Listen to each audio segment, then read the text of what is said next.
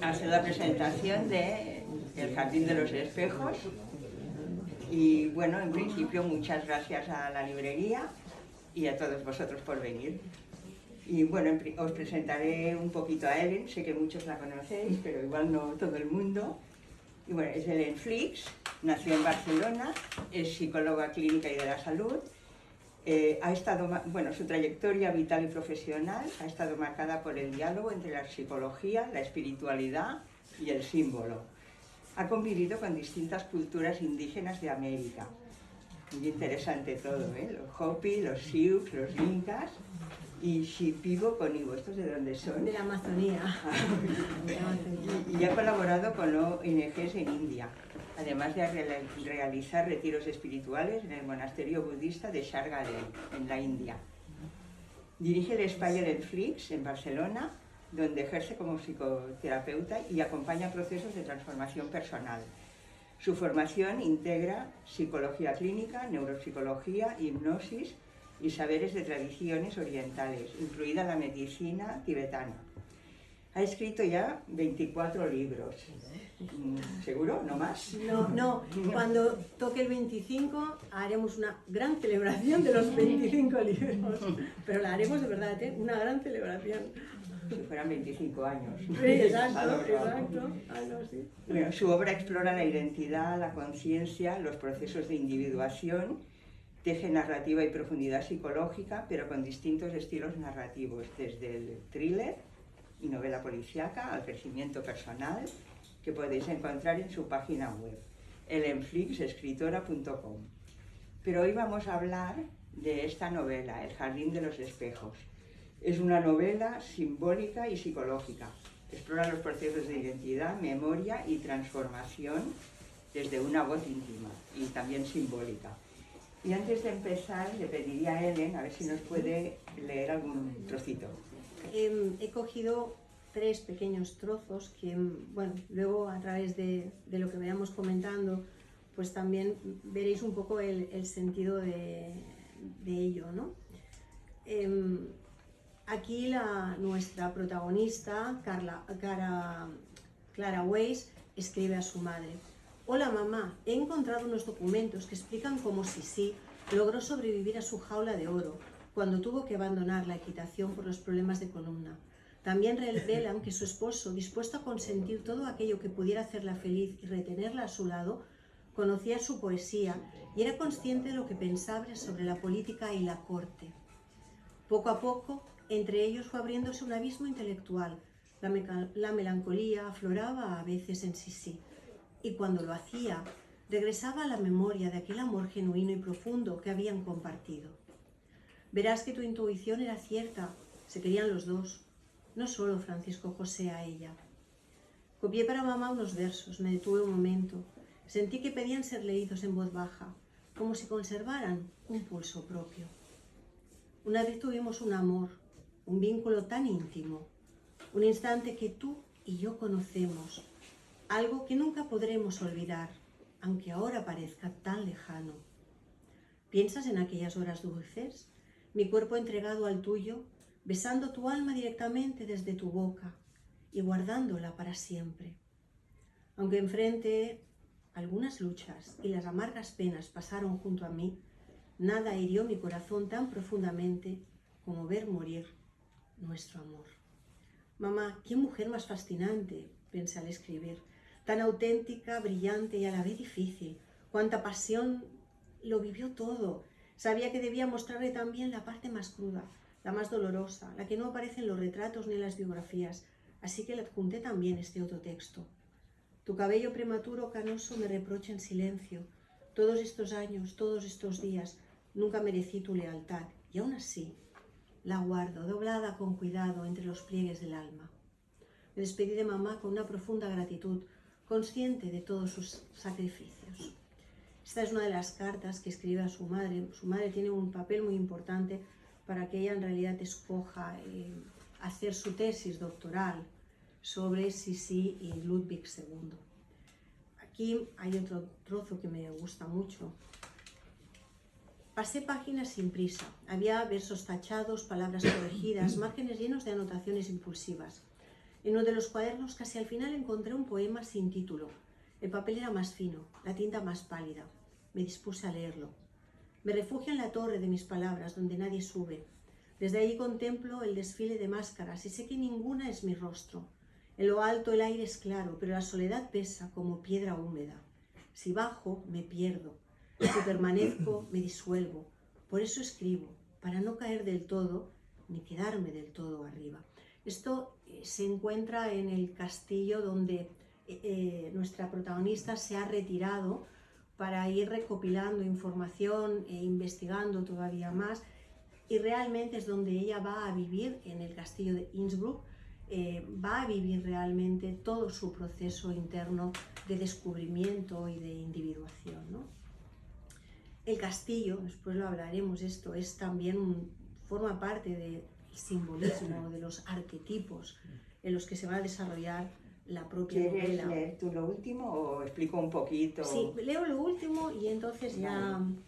Vale. Sí, porque también entrará en alguna de las cosas que esto está ya totalmente hacia el final. Y volvemos a estar en Viena. El tranvía avanzaba con su ritmo casi musical por las calles húmedas. Clara miraba el reflejo de su rostro en la ventana. Parecía la misma, pero había un matiz nuevo en su expresión. Algo más ensanchado, más permeable, más despierto. Desde que había regresado de Rosengland, una presencia interna la acompañaba con insistencia. Una figura que no reclamaba ser explicada, pero sí reconocida. Ludwig. No como un personaje histórico ni como objeto de estudio, sino como eso que Margaret llamaba la sombra luminosa. Una constelación arquetípica que se activa cuando la identidad empieza a romper el corsé de lo convencional. Cuando bajaron del tranvía, Margaret caminó con paso firme hacia la facultad.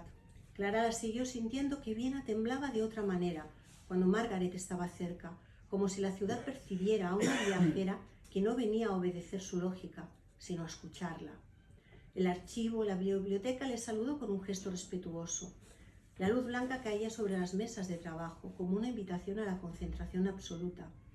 Margaret tomó un libro, luego otro, los dejó sobre la mesa, no los abrió. Estos libros representan la capa superficial del conocimiento. No la despreciamos, pero no es suficiente. Lo que haremos hoy es unir tu experiencia vivida con la arquitectura de pensamiento que necesita sostenerla. Clara abrió el portátil y Margaret se inclinó sobre la pantalla. Escribe esto, pidió, pero no como tesis, sino como declaración interior. Toda vida intensa requiere un lenguaje capaz de nombrarla.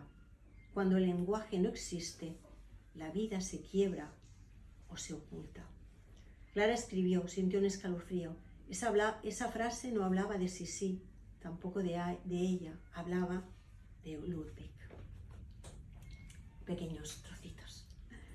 Bueno, yo explicaré un poquito el argumento, sin entrar en mucho detalle, pero bueno. La protagonista es Clara Weiss, tiene 34 años, es psicóloga clínica y viaja a Viena para escribir su tesis doctoral. Y la tesis doctoral está basada en dos figuras históricas, la emperatriz Elizabeth de Baviera, más conocida como Sisi, y Ludwig II de Baviera. ¿Por qué? ¿Qué busca Clara en realidad? ¿Y qué es lo que la fascina de estos dos personajes? A ver, por un lado, la fascinación de Clara evidentemente es mi propia fascinación, ¿no? Son dos personajes que siempre me llamaron muchísimo la atención, porque su vida estaba siempre disociada entre lo personal y lo interno y lo que sentía y lo que necesitaba. Ludwig igual, ¿eh? O sea, y por el otro lado, la rigidez de una corte en la que ella había, por amor, aceptado entrar. Tampoco, y también es cierto, no hubiera tenido muchas opciones. Hubiera sido casarse con el emperador, que fue ya el sumum del nivel que podía adquirir su familia, pero es que si no la habían casado con otro príncipe o con otra persona, porque al fin y al cabo en aquella época, a ver, la corte se casaba entre la corte, o sea, ellos son primos hermanos, y con la hermana de ella, que era la hermana mayor, la Helena, con la que la iban a casar, su madre y su tía, que la tía era la hermana de la madre de ellas. O sea, habían pactado casarla con el emperador. Lo que pasa es que el emperador lo que le deslumbró fue la frescura, la libertad que destilaba Sisi. Y bueno, la colocó en una jaula de oro. O sea, es como cuando nosotros, ¿no? Bueno, colocamos un colibrí dentro de una jaula, el colibrí se nos morirá, ¿no? Entonces, o sea, y ella tenía 23. 23, sí, 23, Sí. tenía 23, pero que me refiero que aquí lo miramos ahora con la forma romántica y tú dices, oh, era una niña, o sea, y nadie dudó en casarla, ¿eh? Ahora ponemos en cuestión las bodas forzadas de las niñas y en este caso y en aquella época es lo que realmente se hacía, ¿no? Se comerciaba con ellas para hacer pactos de estado. Sí, igual se hacían pactos con niñas de menor edad también. Pues sí. Bueno, el caso es que Sisi y Ludwig II de Baviera vivieron y murieron en el siglo XIX. Sí. Bueno, yo creo que fueron víctimas de la disociación entre el personaje público que le imponía su rango y la vida interior que latía pues dentro de ellos. De hecho, fueron bastante desgraciados. ¿Tú crees que tenían alguna alternativa en esa época? No, alternativa no tenían.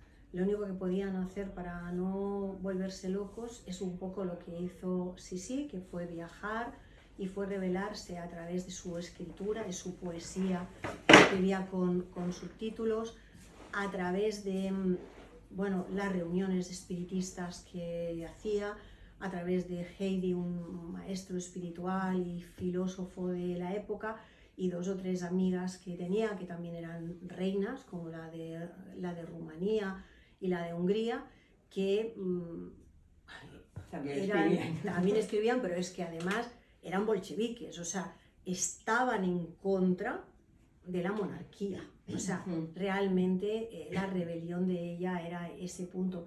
Y Ludwig se le consideró loco porque cuando Francisco José le pide ayuda en las batallas que desencadenan en la Primera Guerra Mundial y la rebelión de los húngaros y demás, él le contesta que no, que un imperio no vale la vida de un solo soldado. Claro, ¿qué rey dice eso? Si precisamente, bueno, ya lo vemos, ¿no? Con los reyes de ahora, emperadores, que matan a la gente y aún hacen chascarrillo con ello. O sea, realmente estaba fuera de su tiempo, fuera de su lugar, ¿no? Amaba las artes, la música, y de hecho él no quiso casarse con nadie porque no quiso cargar a nadie con el peso de la corona a través de... Se dice que se suicidó, ¿no?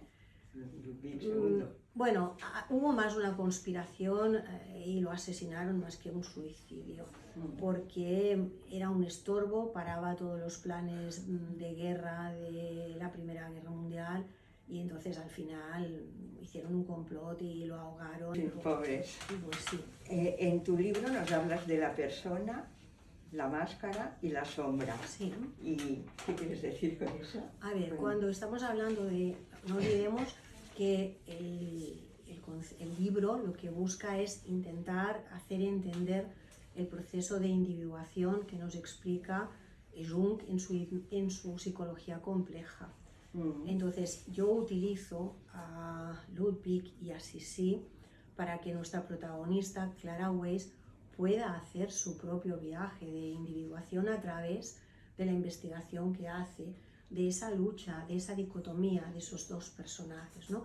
Ellos estuvieron todo el tiempo luchando con su imagen externa, con su imagen interna, con su sombra, hasta lograr buscar sus espacios auténticos de libertad y donde ellos podían realmente ser auténticamente ellos y llegar a ese proceso de individuación. Y para eso hay que juntar la persona o máscara con la sombra, que es lo que no se ve, ¿no? Si no juntamos, o sea, siempre pensemos que en la psicología compleja trabajamos con los antagónicos, ¿no? El ánima versus el animus, la máscara y la sombra, y luego todo el juego de arquetipos, ¿no? Que nos van a hacer entender en dónde estamos en cada momento de nuestro proceso de evolución. Entonces, de alguna manera, la que es más fuerte y la que es más importante para llegar a ser nosotros mismos para liberarnos es confrontarnos y abrazar, no vencer, abrazar la sombra y aprender a bailar con ella. No existe la luz si no hay la oscuridad, y no existe la oscuridad si no conocemos la luz.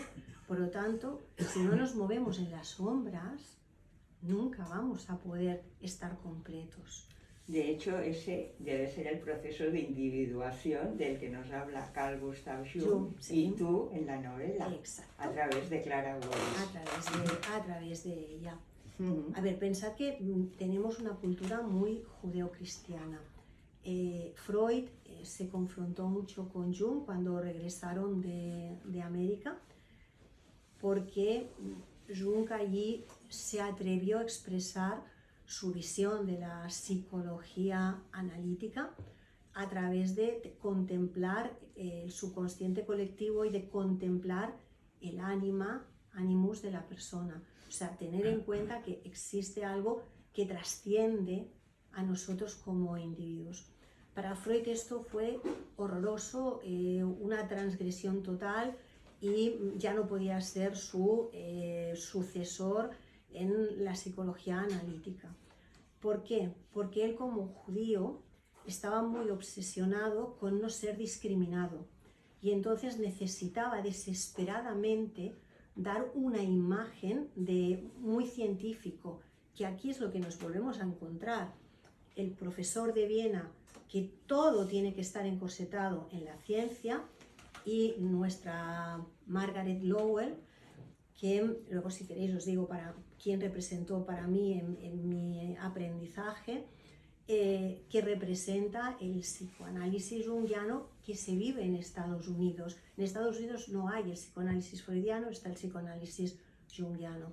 Y entonces hay un pequeño choque, ¿no?, entre distintas escuelas. Yo pienso que hay que fusionarlas todas, porque sin Freud no existiría el psicoanálisis junguiano, por lo tanto no tiene sentido estar enfadados. Entonces, Freud tenía ese conflicto, su parte tremendamente científica.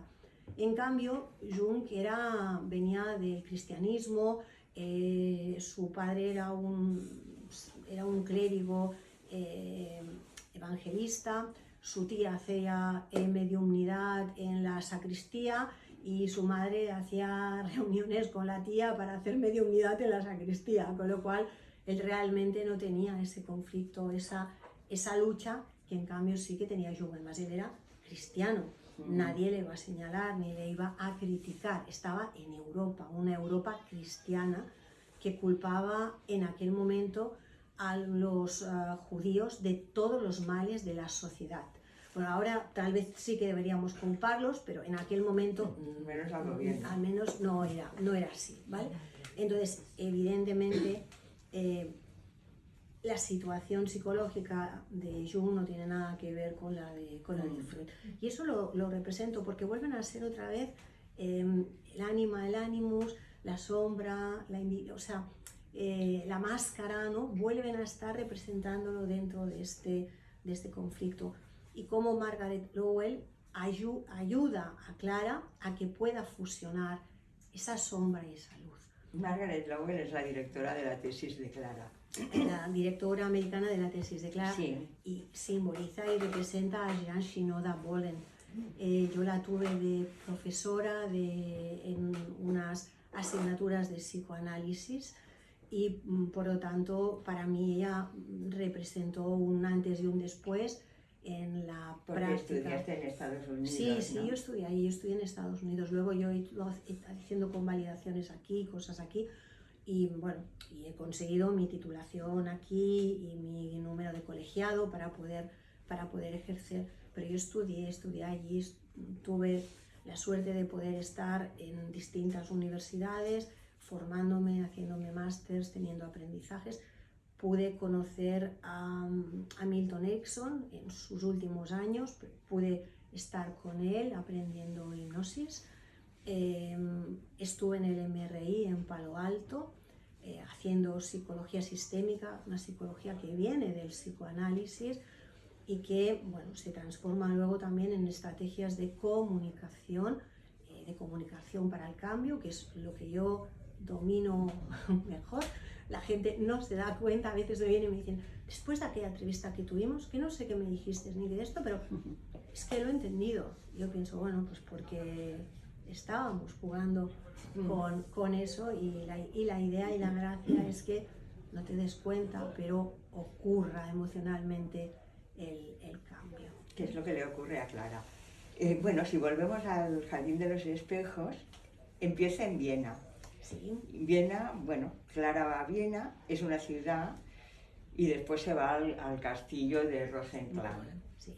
Pero bueno, Viena es una ciudad que nos atrae mucho por su historia, su legado artístico e intelectual. Pero ¿por qué elegiste Viena? Para situar el inicio y también el final del viaje de Clara. Porque es la cuna real del psicoanálisis. Porque allí nos encontramos con el museo oficial de Freud, porque en la Universidad de Viena es donde se han hecho los mejores debates sobre psicoanálisis, y porque de alguna manera cuando yo vivo en Estados Unidos, cuando tú vives y estudias en Estados Unidos, sientes que te faltan raíces, yo soy española, es igual, catalana, española, es igual. O sea, yo soy nacida de aquí, pero estudio me marcho de aquí con mis padres muy jovencita y por lo tanto realmente yo no empiezo a generar raíces aquí hasta los 33, 34 años. ¿Qué ocurre? Pues que evidentemente yo me siento muchas veces que pienso cómo aprendí ahí, entonces tienes la sensación de que te falta de ver la historia del sitio o de que te falta sentir la raíz. Entonces mi primer viaje a Viena fue precisamente para ir al Colegio de Psicoanalistas de Viena, para ir a la cafetería Lieben, que es donde se reunían, hablaban, estar ahí sentado, pensar que ahí se reunían ellos, ¿no? Y hablaban, y lo que hablaban, para mí fue, no sé, a Viena por mi cuenta he ido un montón de veces, luego con Luis un montón y medio más. Se Los casó, castillos también, ¿no? Sí, se casó allí uno de mis hijos adoptivos. O sea, bueno, de alguna manera para mí Viena tiene un simbolismo en lo que es la psicología muy, muy importante. Y después, evidentemente, hemos recorrido todos los castillos del Rey Loco y hemos recorrido todos los castillos, incluido el de Godoyó de Hungría, de la Sisi Emperatriz. Lo único que no he podido ver y que no he podido estar nunca es en la casa familiar de Sisi, que está en Baviera, porque sigue perteneciendo a manos privadas y no aceptan que entren guiris a pisotear de su jardín, ni a pasear por su casa, ni a nada de todo esto. O sea, es lo único que no he podido estar, pero todo lo demás he ido más de una vez. Es más, estaba escribiendo el libro, que fuimos a los 2 últimos castillos que nos faltaban por ver, porque las otras veces habían estado con reparaciones y estaban cerrados y no habíamos podido estar, con lo cual realmente lo que cuento en el libro es todo muy cierto. El castillo de Rosenkranz no existe, esto también os lo aclaro, porque necesitaba que fuera el arquetipo. Y entonces hice una mezcla entre uno de los castillos de Innsbruck y el de Godoyó de Hungría, que es el más representativo en la vida de Sisi. Esto nos lo explica Ellen en el libro. Y bueno, Clara, hemos dicho que va a Viena, allí se entrevista con el director de tesis que tiene en Viena, le da bastantes facilidades, aunque él es muy clásico, digámoslo así, y ella decide viajar a Innsbruck y se traslada a ese castillo. Y allí pertenece un tiempo investigando, bueno, el pasado, las cartas, lo que puede, lo que está oculto, tanto de Sisi como de Ludwig.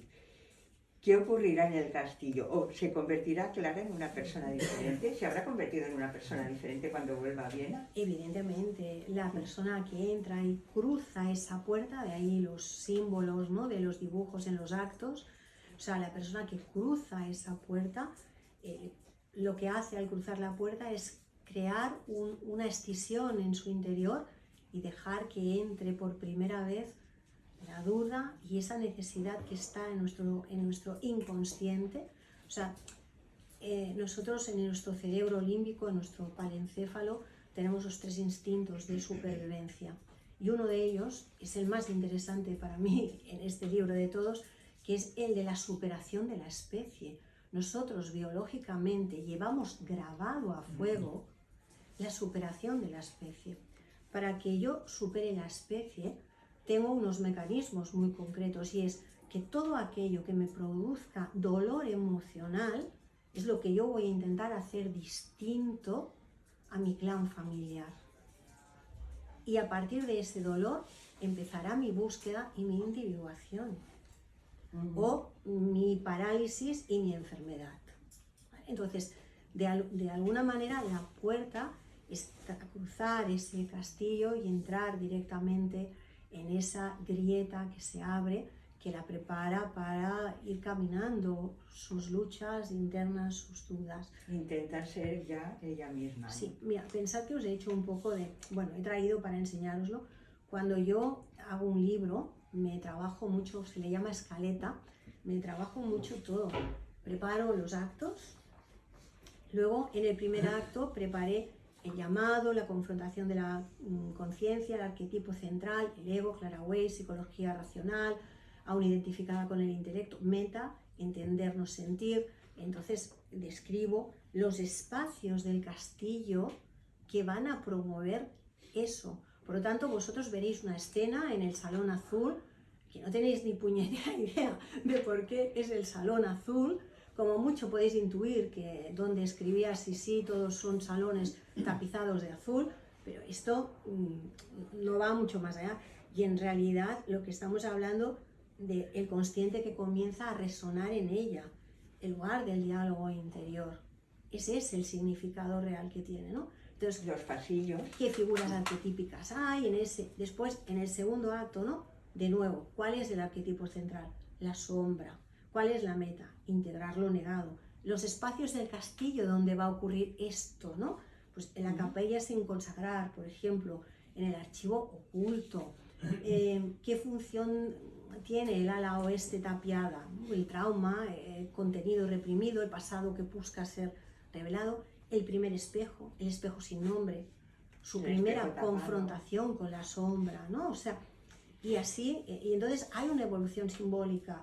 Tercer acto, ¿no? Otra vez, o sea, volvemos a prepararlo así, y sin esto realmente el libro no podría existir, porque yo me perdería. Bueno, el caso es que interpreto que eres escritora de mapa. No mucho, pero en este, Hombre, no, en soy más bien de brújula. Bueno, a veces yo hago la broma que soy de brujumapa o de mapa bruju. Pero en este sí, me di cuenta de que o realmente me marcaba un mapa o podía resultar cualquier cosa rara. O sea, que podía haber terminado en un libro gótico con fantasmas. O sea, y como no quería que pasara en un esto, castillo, imagina. porque claro, habrán sueños, ¿no? Es interpretar los simbolismos de los sueños y qué significan los sueños. Hay estos espejos, estas flores negras que aparecen en algunos jardines. O sea, hay toda una serie de cosas que según como lo termines contextuando, termina siendo esto más una novela de terror. Y luego están una serie de personajes del castillo, sí, que yo sí que te querría preguntar por ellos, a ver qué representa cada uno dentro de la novela tan simbólica. Sí. Una es la baronesa Verena von Heller. Es la guardiana del umbral, es la que limita el acceso al inconsciente, y la que al final, donde ella ya está llegando a la individuación, es la sabia que le permite terminar el proceso. Cuando ve preparada a Clara. Cuando ve preparada a Clara, sí. Hans Meyer, el mayordomo. El mayordomo es el orden, totalmente. O sea, representa el arquetipo del orden, ordenar las cosas, ordenarlas para que realmente se puedan encontrar y entender, ¿no? Y no dejarte ir. Exacto.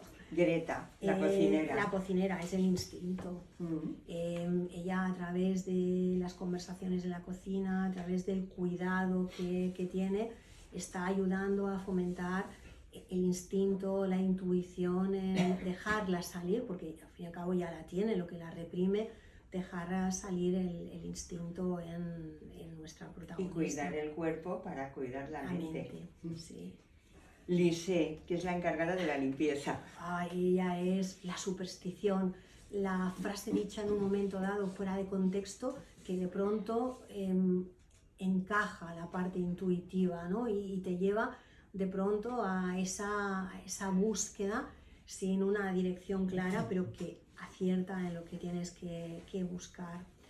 Y luego Lucas. Y Lucas es, bueno, es el más joven, sí, y el encargado del mantenimiento. Es la energía vital y es el pubermundi, o sea, es esa juventud espontánea que te lleva de la mano a seguir asombrándote con las cosas. Hay un par de conversaciones entre Lucas y ella, que realmente Lucas asume un papel de sabio a pesar de su juventud, que a ella le ayuda realmente a darse cuenta de muchas cosas, y es en parte su cómplice, ¿no? En un guión de cine sería el que acompaña a la protagonista. No, es el que acompaña, ¿no? Es decir, no es un protagonista, pero sí es el que la acompaña, ¿no? Este sería su papel. Bueno, al final yo creo que podemos resumir en que no hay nada, que tanto los personajes como los objetos todos tienen un significado simbólico, sí, que ayudará a la protagonista. Y de alguna manera a cada uno de nosotros, en función del momento en el que estemos, a entender y a encontrar respuestas o escuchar respuestas. A veces es escucharlas, ¿no? Más que entenderlas, dentro de nosotros. Luego que te quería preguntar por 5 palabras que yo he visto que se repiten en las notas que toma Clara para desarrollar su tesis, que son eco, reloj, fuego, espejo, sombra. ¿Qué simbolizan? Sí, por un lado el eco son siempre los pensamientos y las sensaciones de alerta, ¿no?, que aparecen al principio de todo camino simbólico nuestro, ¿no? El reloj es el tiempo exterior versus tiempo interior. Hay un reloj, por ejemplo, que nunca da las horas a la hora, pero siempre que suena hay un clic mental en la protagonista, ¿no?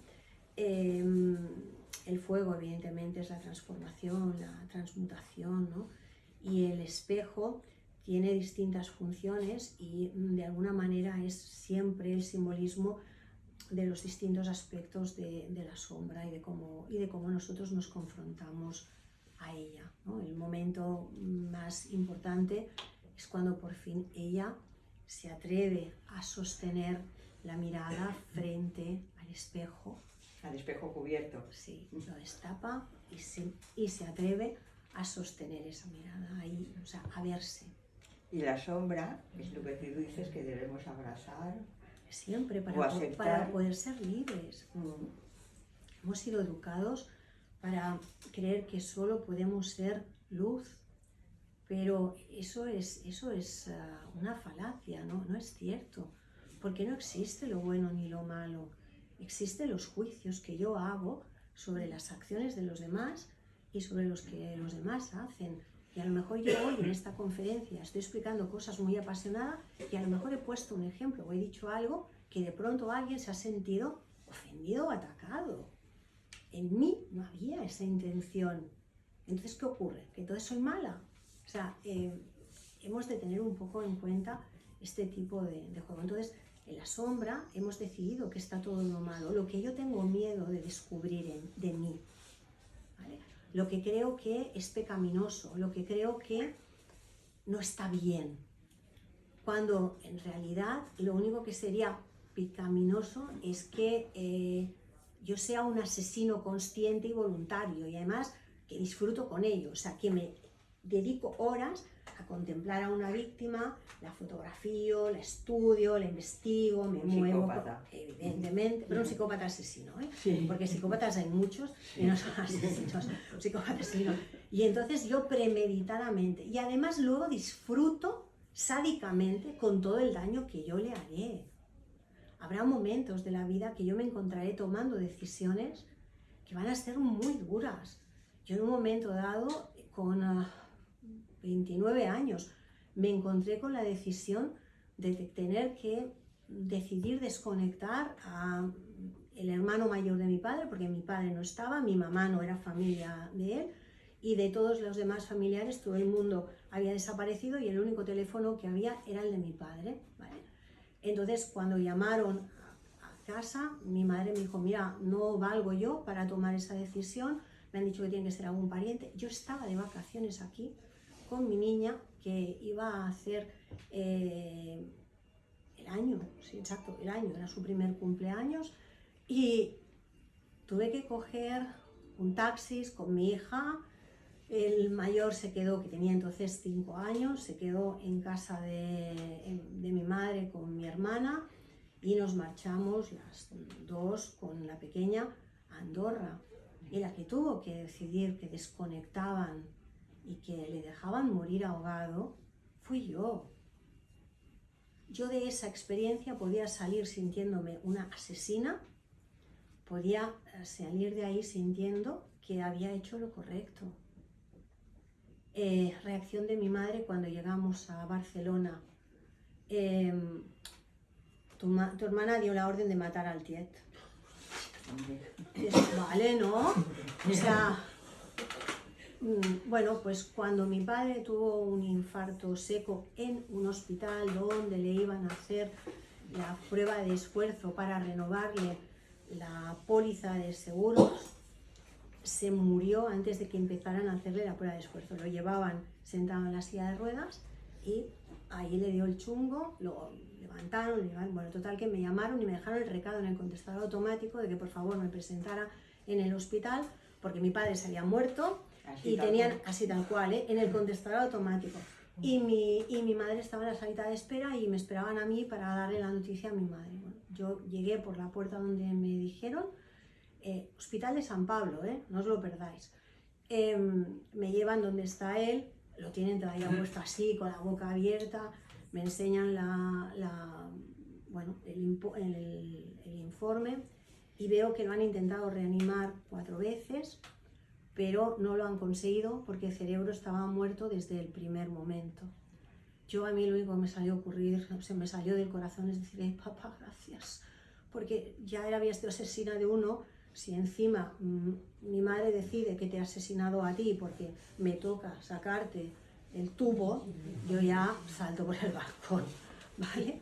Con lo cual, pues pedí que lo colocaran decentemente, y entonces yo subí, Luis estaba afuera esperándome, subí con el médico, había llamado a mi hermana pidiéndole que se presentara, que el papá no estaba muy bien y que habían problemas, y bueno, le dije a mi madre y a mi hermana que mi padre estaba muerto, entonces mi madre quiso bajar a verlo. Se pasó todo el velatorio y todo el funeral diciendo, me lo han robado, me lo han robado, me lo han robado.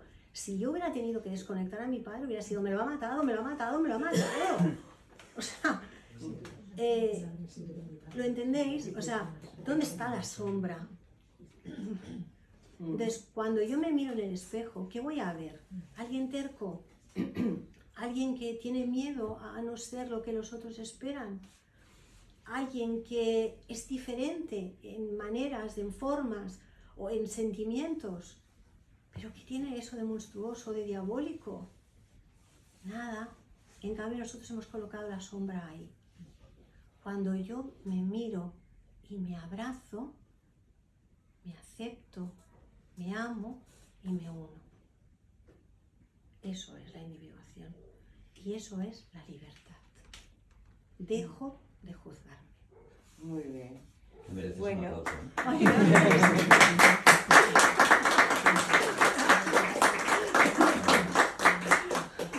Es que es un tema que me apasiona. Hombre, claro.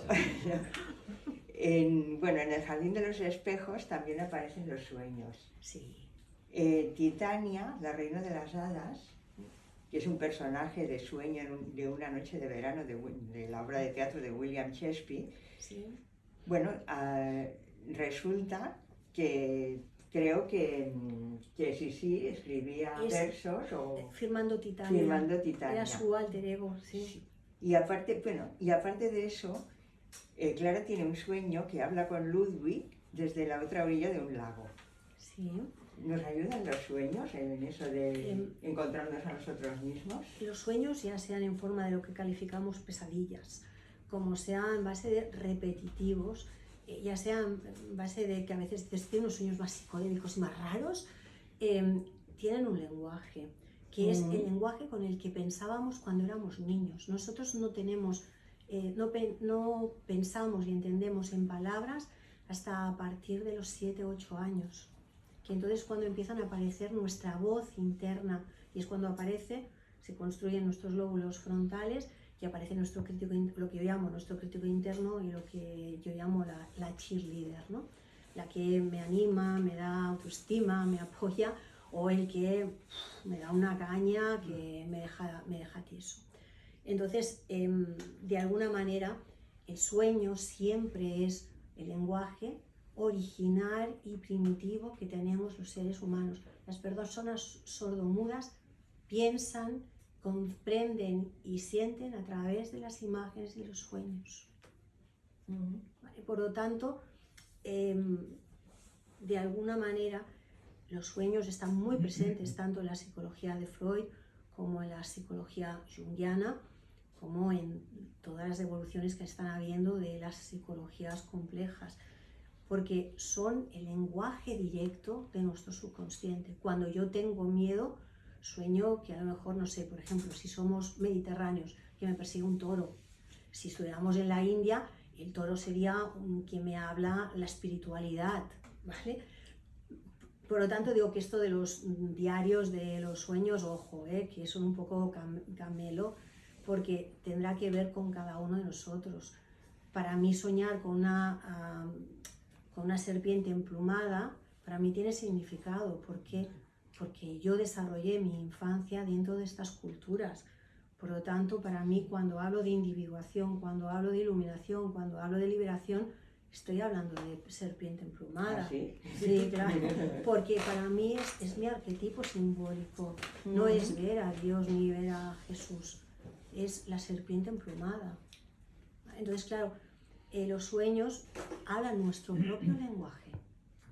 Por eso es importante a veces ir haciendo un diario, si recordamos los sueños, no todo el mundo lo recuerda, si recordamos los sueños, ir haciendo un diario para poder entender con el tiempo el significado y lo que me querían explicar y lo que me querían hacer comprender o entender. ¿Puedes pasar que dos personas, eso aparte del libro, Sí. dos personas, por ejemplo, hermanos gemelos, tengan el mismo sueño? Sí, a ver, tiene que tener que ver con un peligro que sientan que comparten. Tiene que ver con, a ver, el cerebro de los gemelos está sincronizado frecuencialmente. O sea, nosotros dejamos de sentir miedo en el momento del nacimiento cuando nos colocan encima de nuestra madre. Pero no porque sea nuestra madre, porque no tenemos ni puñetera idea de qué era eso, sino es porque escuchamos el latido del corazón. Y la frecuencia cardíaca es como las rayas de las cebras. Cada cebra tiene su raya para que sus crías la identifiquen. Por lo tanto, igual que sí, también las huellas dactilares, pero en concreto hablamos de referente frecuencial, ¿vale? Entonces, el cerebro del niño se calma porque sintoniza con el corazón de la madre. La madre va a tener el resto de su vida neuronas que han pasado por el cordón umbilical del niño mientras se generaba todo su sistema nervioso en su cerebro límbico. Por lo tanto, una madre puede intuir que le está pasando algo a su hijo y se despierte de pronto totalmente sobresaltada. Su cerebro límbico, que es el de los 3 instintos de supervivencia, o sea, instinto de supervivencia, el instinto de reproducción de la especie y el instinto de mejora de la especie, se activa porque está esa parte ahí, está en resonancia todo el tiempo. Esto es neurociencia, no es espiritualidad, es neurociencia, ¿vale? Entonces, evidentemente, unos hermanos gemelos pueden tener sueños en un momento dado paralelos. Uno puede intuir perfectamente que el otro está en un peligro. De muerte, o... Sí. Aunque esté en otro país. En otro país. Sí. Sí. Bueno, muy interesante. Pues seguimos con la novela. Bueno, Clara en el castillo descubre aspectos antagónicos de sí misma, que le van muy bien. Y bueno, aquí entran en juego los espejos, que los encontramos en diferentes capítulos. Sí. Y luego las rosas negras. O sea, yo te quería preguntar, ¿qué? Por ejemplo, el espejo cubierto y el espejo sin nombre. Supongo que representan cosas diferentes. El espejo cubierto, ¿no? es, de alguna manera, la sombra no revelada. Es lo que aún no me atrevo a ver, lo que aún no puedo sostener y abrazar, ¿no? Ese es el espejo cubierto. Y el espejo sin nombre es la confrontación con la sombra, ¿no? Es ese espejo que está en una torre, que está cubierto, que además me avisan que si lo miro no habrá retorno, y entonces en un momento dado siento la curiosidad, pero todavía no me siento preparada, hasta que realmente al final terminaré cubriendo el espejo, y entonces me miraré en él. ¿Y entonces, el reflejo múltiple?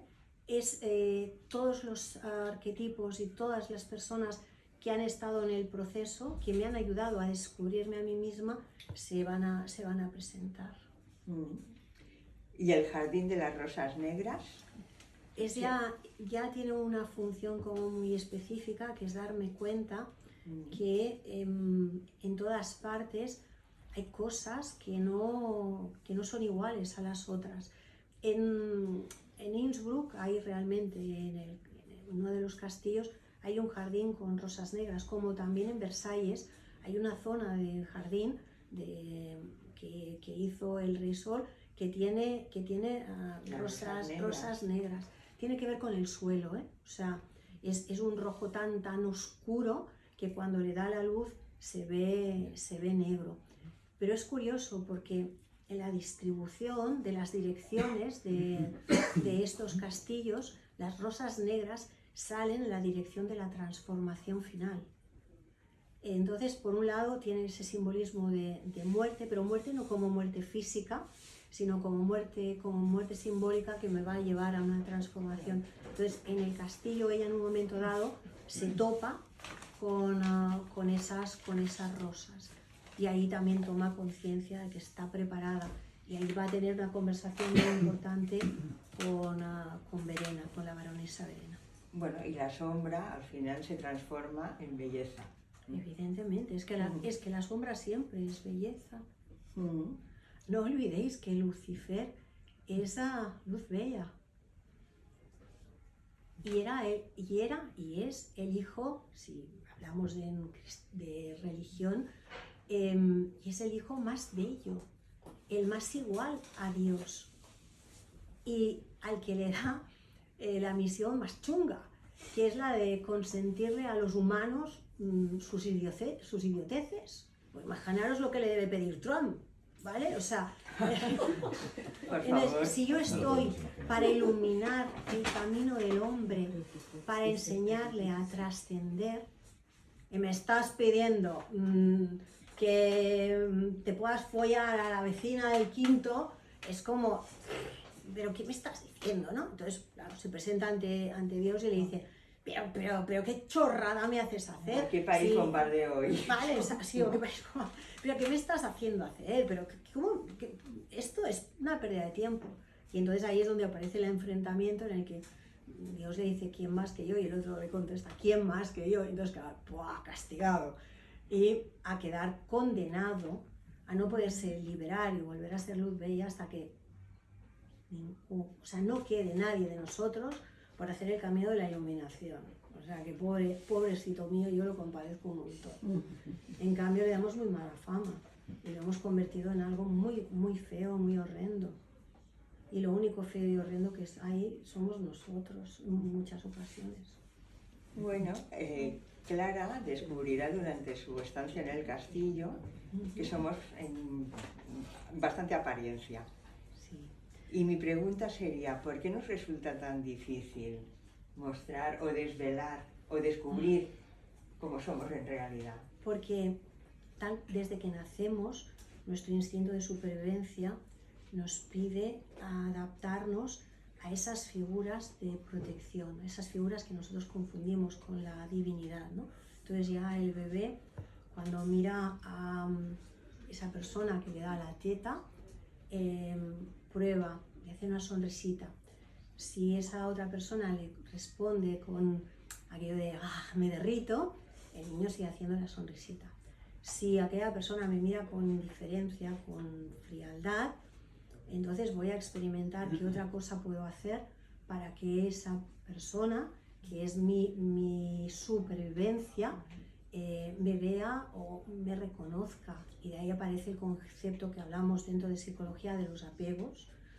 Y ahí aparece mi primera adaptación a intentar ser lo que otro espera. Y esa es la maravillosa trampa para que luego al final terminemos buscando la individuación. Cuando ya me asfixio intentando ser lo que los otros esperan de mí, o lo que yo creo que los otros esperan de mí, no me queda más remedio que salvarme. Y, como decía Freud, matar al padre. En este caso yo pienso que sería matar a la madre a veces, bueno, casi siempre, y no le tengo manía a las madres, que conste, yo soy madre, o sea que no, pero sí que de alguna manera la que va a tener más peso a la hora de crear nuestra cheerleader o a la hora de crear nuestra autoimagen negativa va a ser ella. Y papá va a tener el papel del animus, el que me exige la experiencia externa. Mamá construye mi experiencia interna y papá construye mi experiencia externa. Entonces yo vivo ahí encorsetado. A ver, mi padre le encantaba el psicoanálisis y se hizo psicoanalizar un montón de años para terminar siendo un narcisista al que yo adoraba, al que yo amaba, un hombre inteligentísimo. Yo reconozco mi complejo edípico, también reconozco que como padre no estuvo mal. Como marido, yo no quiero un marido así en la vida, ¿vale? Que evidentemente mi primera pareja fue así, o sea, inevitablemente. La segunda es totalmente lo opuesto. De alguna manera nosotros funcionamos de esa manera, ¿no? Entonces, ¿qué ocurre? Yo necesito ser muy científica, muy neurocientífica, muy neurotodo, pero yo he crecido durante toda mi infancia en medio de tribus.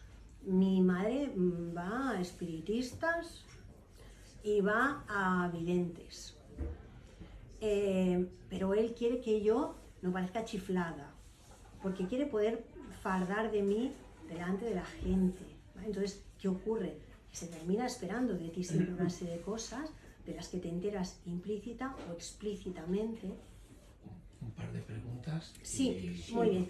Y tú intentas de alguna manera cumplir con esa expectativa hasta que al final la máscara te asfixia, porque no puedes cumplir las expectativas de todo el mundo sin perderte a ti misma.